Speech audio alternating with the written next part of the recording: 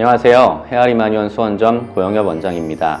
오늘은 ADHD에 대해서 이야기를 해볼까 합니다. ADHD는 주의력 결핍을 뜻하는 Attention Deficit과 과잉행동 장애를 뜻하는 Hyperactivity Disorder의 약자로 주의력 부족과 과잉행동, 충동성을 특징으로 하는 만성적인 신경 발달 장애 질환을 의미합니다. ADHD 아이들은 집중력이 부족하고 가만히 있기를 어려워하며 공격적이고 충동적인 모습이 다양하게 나타나게 됩니다.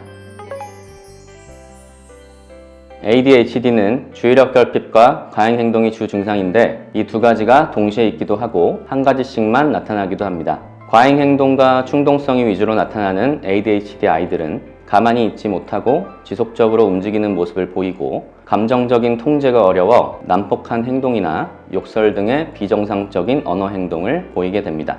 이와 달리 주의력 결핍이 위주로 나타나는 ADHD 아이들은 겉보기에는 얌전해 보이는데 집중만 못하는 양상으로 그 증상이 나타나게 됩니다. ADHD의 정확한 원인은 현재까지 완벽하게 밝혀지지 않았습니다. ADHD에 영향을 주는 다양한 요인들에는 유전적 요인과 사회 경제적 여건, 부모의 양육 태도 등의 환경적 요인이 있지만 뇌 신경생물학적 요인을 가장 결정적인 것으로 보고 있습니다. 즉, ADHD 아이들의 뇌가 그렇지 않은 아이들의 뇌와 다른 점이 존재한다는 것입니다. ADHD 아이들의 뇌를 살펴볼 때는 구조적 이상과 기능적 이상 두 가지를 살펴보아야 합니다. ADHD 뇌는 신체 활동과 근육의 움직임을 억제하는 기저핵이라는 곳의 크기가 정상에 비해 작다는 것이 반복적으로 확인되었습니다. 또한 대뇌피질 역시 일반 아이들에 비해 그 두께가 얇고 3년가량 성숙이 지연된다고 합니다. ADHD 아이들 중 성인의 나이가 되어가면서 자연스럽게 ADHD 증상이 완화되는 경우가 있는데 이러한 경우 상대적으로 작았던 기저핵이 다시 정상 크기가 되고 얇았던 대뇌피질의 두께가 뒤늦게 두꺼워지는 것을 보면 기저핵과 대뇌피질이 ADHD 병리에 있어 가장 핵심적인 위치일 것으로 추정되고 있습니다. 또한 뇌에는 정보를 처리하고 이성과 사고 기능을 담당하는 전두엽이라는 부위가 있습니다. 전두엽은 행동을 조절하고 억제하는 기능과도 관련이 깊은데 ADHD 아이들의 경우 이 전두엽 부위가 일반 아이들에 비해 약한 경우가 많습니다. 전두엽 기능이 약한 경우 이성적인 생각을 하거나 정보를 스스로 정리하고 선택하는 것에서 어려움을 느끼게 됩니다.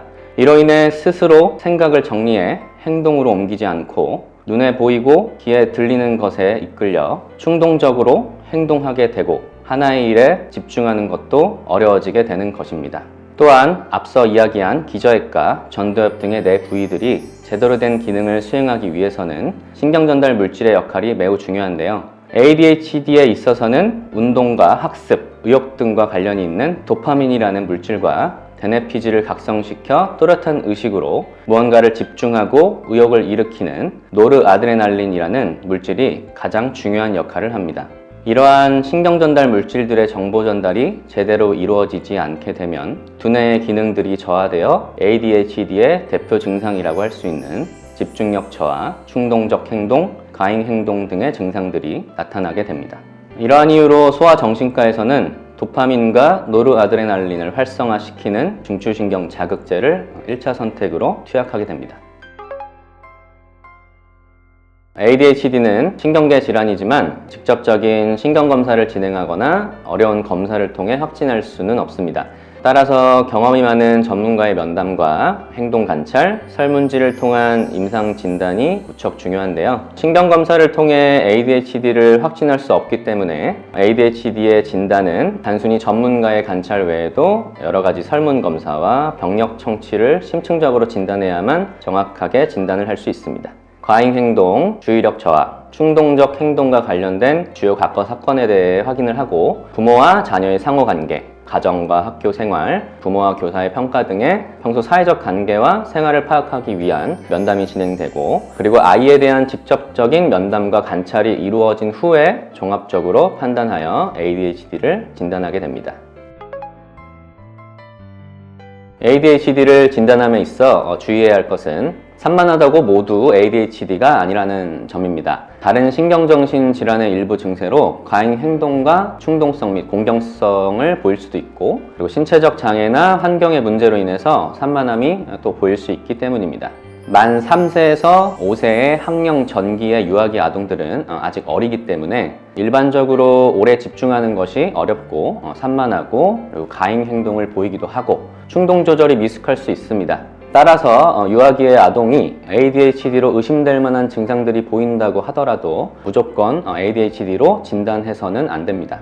또한 단순한 산만함과 ADHD를 구분하기 위해서는 다양한 환경에서 공통적인 문제가 관찰되는지를 확인해야 합니다.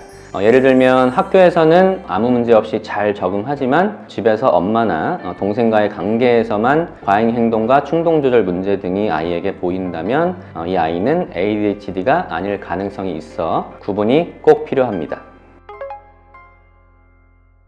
실제로 한의학에서는 오랫동안 ADHD와 관련된 증상의 관찰을 해왔습니다. 장조, 건망, 허번, 조동, 실총 등의 범주에서 변증을 해서 치료가 진행이 되는데요. 한의학 치료의 가장 큰 특징은 병이 아닌 사람을 보는 것입니다. ADHD 증상을 보이는 아이들의 두뇌 신경계 상태는 물론 신체 건강 상태와 평소 생활상을 고려해서 다양한 경로를 통해 치료가 진행됩니다.